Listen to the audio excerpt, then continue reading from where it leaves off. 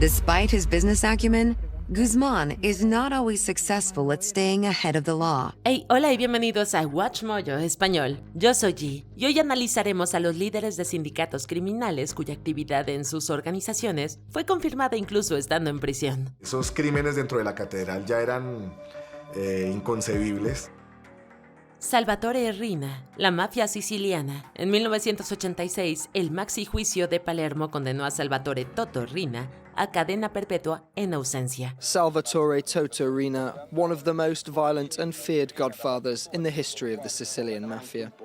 The farmer's son from the town of Corleone took control of the Cosa Nostra in the 1970s and ruled with an iron fist for almost 2 decades. Pasaría casi 7 meses más antes de que el jefe de la mafia siciliana fuera capturado, pero este no sería el final de su notoria crueldad. Riina, detenido, y otros jefes ordenaron una serie de atentados terroristas para asesinar o intimidar a testigos. Tiene che la mafia si uccide, fa guerra fra di loro, quindi se io non faccio parte di un clan non temo, non rischio nulla, non devo temere nulla alla mafia. In realtà a quel punto Toto Riina cambia la strategia, attacca direttamente lo Stato ed è lì che anche la gente comune si accorge, si rende conto di essere in pericolo veramente. También ordenó ataques más estratégicos, incluyendo el secuestro y posterior asesinato del hijo de 12 años de un informante. La carrera criminal de Riina finalmente llegó a su fin cuando fue trasladado a aislamiento por el resto de su vida. Hasta entonces, la brutalidad que solo podía contenerse con medidas extremas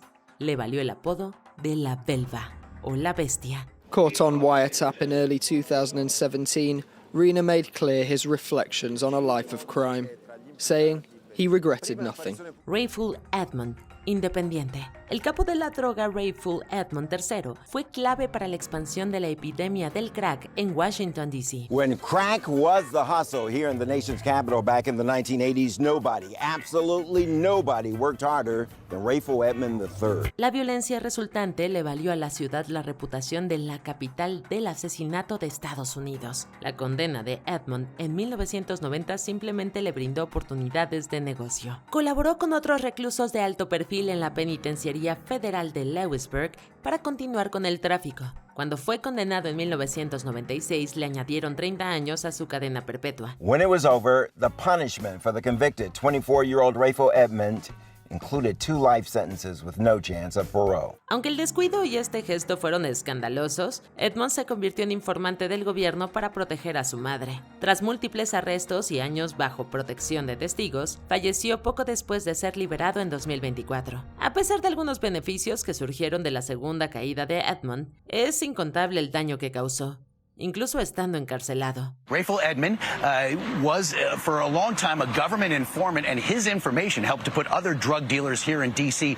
behind bars. And yet, guys, when he left prison, he did not do so under an assumed name or in the Witness Protection Program. Laurence Bichnois, Banda Bichnois. Gran parte de la historia de la banda Bichnois transcurre tras las rejas. Su homónimo era un delincuente de poca monta que cultivó conexiones en la cárcel a principios de la década de 2010. Para cuando finalmente fue enviado a prisión en 2014, Laurence Bichnois había construido un imperio mucho más allá de Punjab. Luego continuó liderando a unos 700 cómplices en el contrabando internacional, el asesinato y la corrupción política. Se convirtió en una celebridad en 2018. Cuando emitió un comunicado de prensa amenazando al actor Salman Khan a las afueras de un juzgado. La continuidad de sus operaciones, incluso después de múltiples traslados, no ha frenado esa arrogancia. Bichnois, quien en su día fue un estudiante ambicioso de una familia adinerada, es un testimonio alarmante de lo que una gran mente es capaz de hacer en prisión. Vincent, el Chin Gigante, la familia criminal genovés. Este sicario de bajo rango entraba y salía de la cárcel antes de que su condena en 1959 fortaleciera los lazos con su compañero de celda, Vito Genovese, el mentor al que ayudó a tomar el control de la familia Luciano 2 años antes. Convicted mobsters are expected to do their time and remain silent. If Gigante served his time and kept his mouth shut, he would be rewarded after his release. It was up to Gigante to figure out how to avoid future arrests. Vincent el Chin Gigante se convirtió en un poderoso capo neoyorquino que evadió el juicio con exhibiciones públicas de incapacidad mental. He's said to be one of the most powerful mobsters in America. His lawyers say he's insane, but tonight it appears Gigante will finally be brought to justice. Después de que la artimaña se desmoronara en 1997, continuó dirigiendo la familia criminal Genovese desde la cárcel. Andrew Gigante fue el agregado de su padre hasta que ambos fueron acusados de crimen organizado y obstrucción de la justicia en 2002. La impactante declaración de culpabilidad de Chin puso fin finalmente a una carrera criminal que duró décadas y que en ocasiones prosperó en prisión. Finally admitting in court that he had been faking insanity the entire time. Carmine Persico, la familia criminal Colombo. Apodado Inmortal, Carmine Persico era prácticamente imparable como jefe de la familia criminal Colombo. Instead of creating a dynasty, he unleashed a debacle. He virtually destroyed the family. Se creía que seguía al mando después de comenzar su condena en prisión en 1973, antes de recibir una sentencia permanente en 1986. Persico colaboró con John de Ross en ese entonces, y después de su liberación tras la Tercera Guerra Colombo. Lo que siguió fueron años de luchas de poder y reestructuración bajo la supervisión de Persico. The verdicts ensured that Carmine Persico would never again be a free man. But being behind bars didn't mean giving up control of the family. Un informante del gobierno incluso testificó que contrató a los agentes del FBI y fiscales responsables de su encarcelamiento. Aunque el secreto a voces sobre su influencia, según se informa, disminuyó con el paso de los años, Persico fue el jefe oficial de la familia Colombo desde 1973 hasta su muerte en 2019. That's Carmine's MO. Carmine never relinquished control, whether he was in prison, whether he was on the lam or in the courtroom representing himself. It was all Carmine's way. Raffaele Cutolo, el NCO. La relación de Raffaele Cutolo con las pandillas callejeras napolitanas terminó cuando fue encarcelado por asesinato en 1963. Ese fue solo el comienzo de su carrera criminal. El carisma y el instinto empresarial del joven delincuente le ganaron una gran cantidad de seguidores entre los reclusos. Al extender la influencia de Cutolo más allá de la prisión, la Nueva Camorra Organizzata se convirtió en uno de los sindicatos más sofisticados y poderosos de Italia. Pero tras el devastador desenlace de la organización por las guerras entre bandas, Cutolo fue prácticamente eliminado de su red tras ser transferido en 1993. Para entonces, su desafío al sistema penal era tan notorio que inspiró la novela y película de ficción El Profesor, titulada en honor al apodo de Cutolo. La historia real es un retrato escalofriante de un cerebro violento sin nada que perder. Anthony Gaspì Picasso, la familia criminal Lucchese. Incluso dentro del crimen organizado neoyorquino, el subjefe de los Lucchese, Anthony Gaspì Picasso, era considerado un sádico. Gaspì Picasso had a reputation in organized crime of being crazy. I wanted to beat him with the gun after it was empty. And to be considered crazy in organized crime is a major achievement. Eso lo atormentó después de su arresto en 1993. Mientras estuvo detenido en el Centro Correccional Metropolitano, Caso organizó planes de fuga y asesinatos. Sus órdenes se volvieron tan imprudentes que la familia finalmente rompió vínculos. Caso se convirtió en un informante del FBI para protegerse a costa de muchos colegas. He was a persona non grata.